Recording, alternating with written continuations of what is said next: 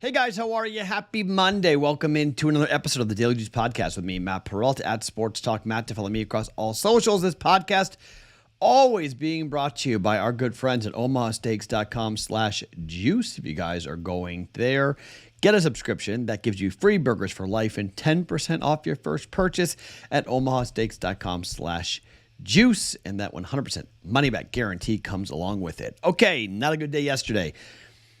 Losing day, losing week. Bummer. We were up going into the day 15-1.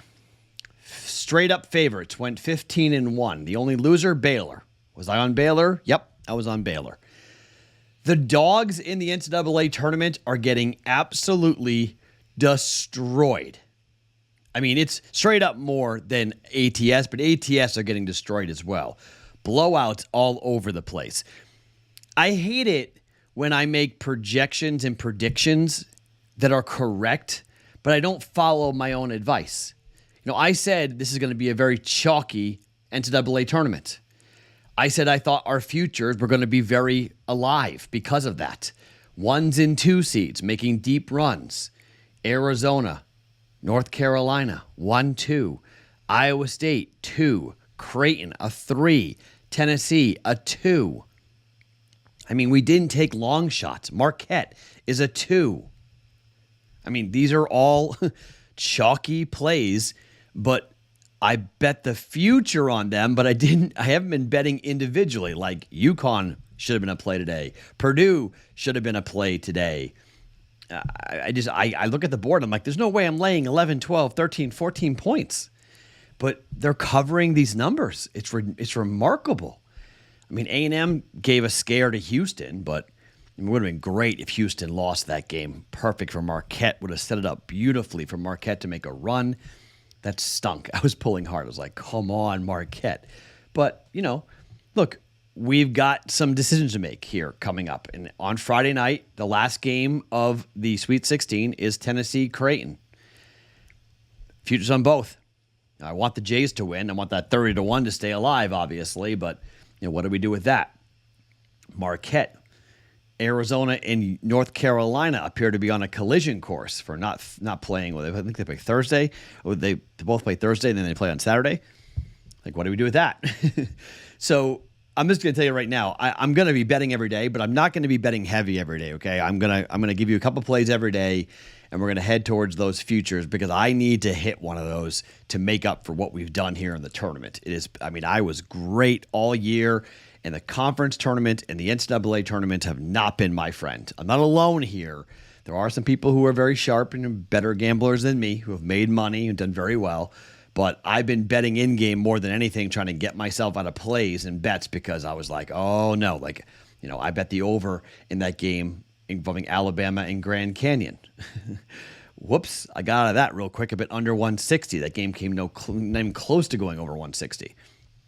Could tell right in the beginning. I was like, okay, that's in trouble. So I bet on that. The game came way under. So I hedged out of that. The hockey play this morning. The Avalanche win, but the Avalanche win in overtime. Came back down 4-2. I bet them plus, I think it was like plus 110 or something that I bet them. When they were down, they won the game. So I was able to get, be flat there. But this podcast is not an in-game podcast. This podcast is an overnight podcast. So, not great. But, it wasn't a horrible week. It just was a losing week. So it's been a losing month. It was a losing February. It was a winning January, losing February. It's been a losing March. I don't think I have time to make up for it, but hopefully in April we hit a couple of futures, or one of the big futures we hit, and we make up for the college basketball season and we finish up. We can still be profitable in the college basketball season depending on how we play out the next couple of rounds. I got to do a lot of research about how to play it, when to hedge, how much to hedge.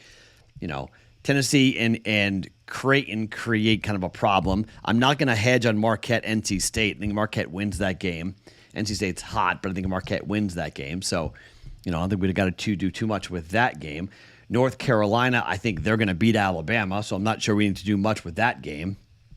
You start going through it, like, okay, Sweet 16 hedges, I probably won't hedge much. Elite 8 hedges, different story. I mean, we're guaranteed a team in the Elite Eight from Creighton and Tennessee, so we're guaranteed there. you just see how the bracket's playing out. You know what I mean? Like, we have 6 futures that are all alive. We have 6 future tickets. All right, well, 5 official. I have 6. 5 official tickets that are live. I keep on forgetting I did make Iowa State official. That's my bad on that. But, I got 5 tickets available, so 5 teams of the 16 we have future tickets on. So how many survive to the next round? It's going to be a big question, right? How many get to the Elite 8? Well, we know we know Tennessee and Creighton will knock off one of them. So there's one that's gone. And so one of the two, we want the Jays to stay alive, but we don't have to do much with that game, like I said. So we'll talk about it as we go. We'll kind of get through it as we head into the basketball season, into the weekend. I know you guys are anxious and nervous about how we're going to play this. What are we going to do, Matt? How are we going to hedge on this? And, we're going to be profitable, okay? I'm very confident that we're going to be profitable.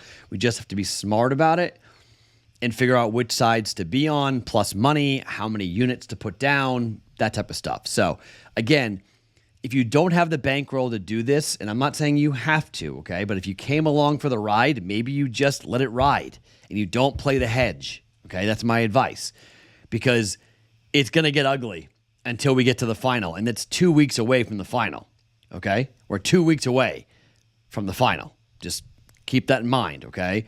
So next weekend, 16 and 8 games, round of 16, round of 8 games.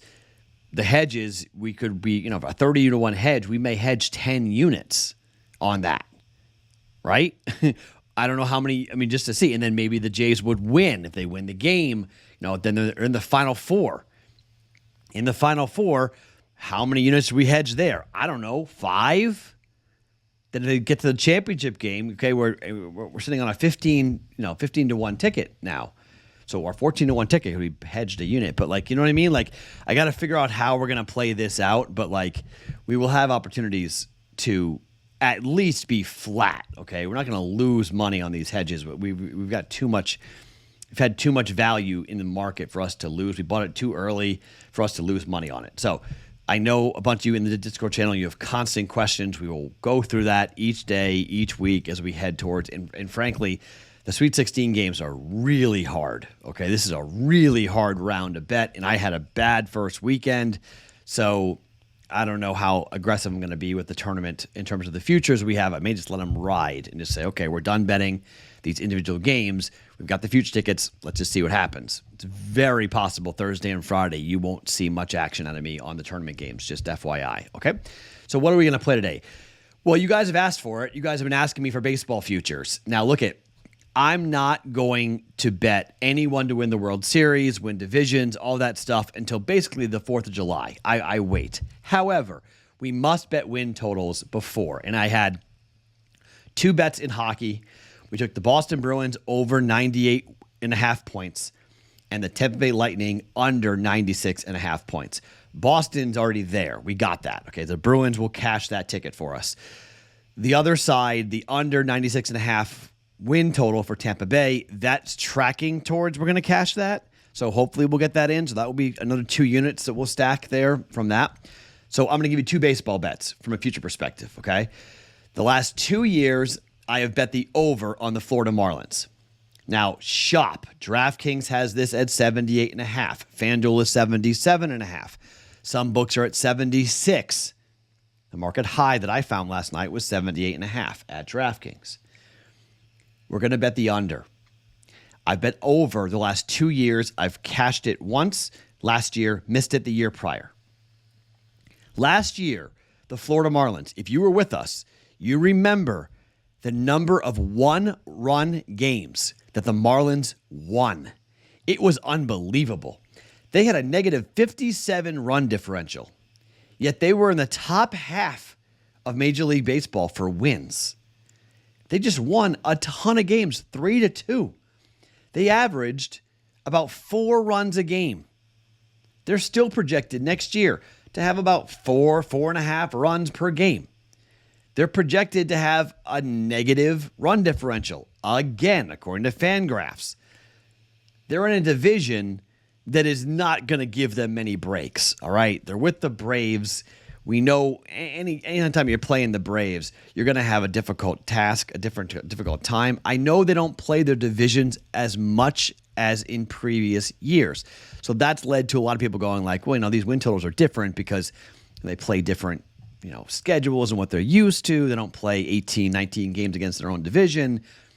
But the Marlins are going to be, the Phillies are going to be really good. The Braves are going to be really good. The Nationals aren't going to be good. The Mets are going to be whatever. The Mets are always just whatever. But I just can't see this Miami Marlins team getting more breaks, given the fact they didn't do very much. Look, Luzardo was great, but they've had so many injuries to their pitching. Perez, we love Yuri Perez. He was awesome for us. Braxton Garrett was great pitching last year. But they won 84 games last year. They blew through that 78.5 projection last year, just ripped over it. I can't see it doing again. They haven't done a ton. They're banking on the kids to be good and say, we're not going to spend a lot of money. We're going to look at our minor league players. And I think there's just a lot of regression here. They just won so many one-run games last year that I think we have to go back and say, you know what? They're not going to win the same number of one-run games again. If you remember last year, the Miami Marlins were 33-14 in one-run games last year. That's basically the handicap. 33-14 last year. 33 wins was the most in Major League Baseball. Sorry, second most. The Reds won 34 one-run games. They're another team you could look to do it, but the Reds were 34-29 in one-run games. 33-14, the Miami Marlins. That doesn't happen again. Sorry. Under 78.5 wins for the Miami Marlins. Officially, I'm going to say bet 1 unit, 1.1 units, but I always bet more on futures. It's kind of whatever you want, okay? I tend to bet 5. Like, that's kind of my number to bet on futures. It's 5 units, but that's just me. I mean, your money's tied up for a long time, so when it comes down to cash the ticket, you want to make some money on it, right? You want to feel like it was worth your time, but I never recommend more than 1 unit play. Okay. I just don't do it officially because I want you guys to be conservative. I want you guys to be, there is a big controversy going on right now about a joke that was said by Reese Davis on ESPN. The tweet I put out on it yesterday at Sports Talk Matt has been my most viewed tweet ever. I came on Twitter in 2007. It's now 2024. At last check, it had 800,000 impressions. 400 retweets, 5,000 likes. Like it was an insane day on my Twitter account for that one tweet that went massively viral, talking about that joke, as he called it, in Reese Davis, talking about the fact that it was a risk-free investment to bet the plays that were being discussed. Look, I take a lot of pride in that I try to keep you guys conservative. I take a lot of pride in telling you that this is a difficult venture, that losing happens, that winning is an awesome thing, but most of us aren't going to win. Most of us are going to struggle. Most of us are going to get together in a community on our Discord channel and talk about picks and plays and enjoy the hell out of it, knowing that this is entertainment. Okay, I've been pretty clear about what this podcast is all about. I bet every single day. I'm telling you right now, I am not a professional gambler. Okay, what I tell you, I went 3-1, 3-1, then 0-3. That sucks, but that's gambling. Now, if you do the math, that's 6-5 over 3 days. So technically it's profitable if you bet everything. But that's not how this works, right? I bet way more than that. I have way more in-game plays and different bets and things I make. That's not the only plays I make because, as we know, if you're going to gamble, you're going to be gambling consistently because you got to go and get out of those bets that are bad. You got to take advantage of plays that are in front of you. Overtime, Houston, Texas A&M, right? It's a little juicy, but jumping on Houston, saying, I think Houston's going to win the game. Bet on Houston, right? So that's the way that you got to fire on these things. And yes, you can lose quick, but you got to stay within your means is what I'm saying, okay? So bet whatever you want in the future. Officially, it's 1.1 units, minus 110, under 78.5 wins for the Marlins. Second future, just like hockey, 1 over, 1 under. This is an over. The Chicago Cubs hired Craig Counsell. Now, the Cubs won 82 games last year. 83 games last year. Went 83-79. FanDuel has this number at 83.5 for the Chicago Cubs this year. I think the Cubs have a chance to be pretty Decent. Let's call them decent, okay? The Cubs are playing in a bad division. Let's be frank, okay? The Brewers last year won the division with 92 wins. They're not going to win 92 games this year. Lost pitching, lost talent, lost their manager. Cubs won 83. Went 83 and 79. The Cubs in one-run games were under 500, 21 and 24. They were 3 and 6 in extra inning games as well. Now, Craig Counsell doesn't play. Okay, so to say, Matt, does it really matter? How much does a manager matter? I think a manager matters a lot in baseball. And I also think that if the team invests heavily in the manager, they're not going to ask the guy to go into a knife fight or a gunfight with a knife. Okay, and right now the Cubs need more offense. I think the Cubs are going to add more offense. I would expect the Cubs, if they are in striking distance or in first place by the middle of the summer, that they will be the market. They will be in the market for a big time deal. They need a bat. They need some more pop in this lineup, and I think they're going to do it. I don't know what the future for the Cubs long-term is going to be. I just know in 1 year, you can often see a team flip pretty fast. And a new voice, new management, new intensity, and the team comes up and wins 85, 86, 87 games. I'm going to Wrigley Field for the Friday night, April the 6th game against the Dodgers. So maybe I'm a little bit selfish on this because I want to watch this team do well. But the Cubs and the Red Sox have always been kind of kindred spirits for obvious reasons. The Red Sox are going to be just a dumpster fire and a half. I mean, they're going to be playing kids. But the Cubs might actually win the division. Someone's going to win the division. And I think going in keeping Cody Bellinger, putting him on this lineup, getting him back on the lineup, and I think is going to be an opportunity for them to have some more pop. Dave Dansby, Swanson on this team. Look, pitching-wise, we'll see what the Cubs look like, okay? It's going to be some questions, obviously, about what they'll do with their starting rotation. How good are they going to be? There's a lot of questions, okay? There's a lot of questions for the whole division, though. It's not just, the Cubs with questions. There's questions everywhere for this team. Who is going to want to take the ball? Justin Steele last year was great. We bet him a lot last year. He was 16-5 with a 3.06 ERA.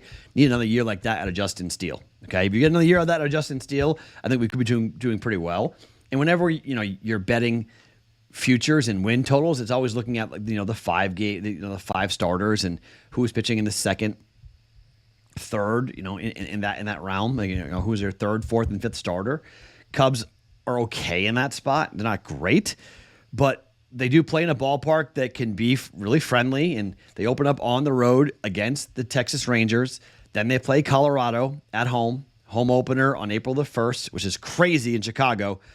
But then Friday night, April 5th. The Dodgers have already announced that that's Yamamoto pitching, so that's interesting. So that would be great if I get a chance to watch the Dodgers play on Friday, April the 5th with Yamamoto on the mound, and let's pray that Shohei Ohtani is not suspended because I'm going to watch Shohei Dodger day game on Friday afternoon. So I land at like 10 o'clock. I'm going straight to Wrigley. So it's going to be fun for Friday. So maybe it's selfish, maybe not. But FanDuel, 83.5 wins. I think the Cubs win the division. You can bet that too if you want. Cubs to win the division. If you want to, I think they're going to win the Central. But I'll bet over 83.5 in case the Brewers have something to say about that. Over 83.5. I mean, the Cardinals too, maybe too. Over 83.5 wins for Chicago. All right, 2 baseball win futures. We did 2 in hockey. I'm doing 2 in baseball. Under 78.5 for the Miami Marlins. Over 83.5 for the Chicago Cubs. DraftKings and FanDuel, respectively, for those futures. You want to go and try to find those win totals. If you find better numbers, great. Go to Fanatics or Caesars or whatever. You find a better win total than what I got there, that's awesome. One bet going for tonight in the NBA. There's only 2 games in hockey, and I don't know what to make of it. I think the over for the Golden Knights game is probably a decent bet, but I don't really love the hockey schedule for tomorrow. Mondays with such a light schedule for the NHL, I never really understand why, but Vegas at St. Louis and the Kings at Vancouver. I think it's an over and an under, maybe. First game over, second game under. But we'll see. I'm not really. It's 5.5 and 6.5, so kind of leaning those ways. Canucks at home are an under team. Blues at home can be an over team. So two games in hockey, none that really jump out at me. But if you want a hockey play, I think over Vegas, St. Louis, under Kings, Vancouver wouldn't be a horrible play. Let's talk about Brooklyn at Toronto, however. Look, I'm going to keep on betting these unders. This is just kind of how I've bet in the NBA. You find these totals, they're coming down. It's 215.5. It opened at 217 for Brooklyn and Toronto. And you might go, well, why? Well, it's pretty obvious why.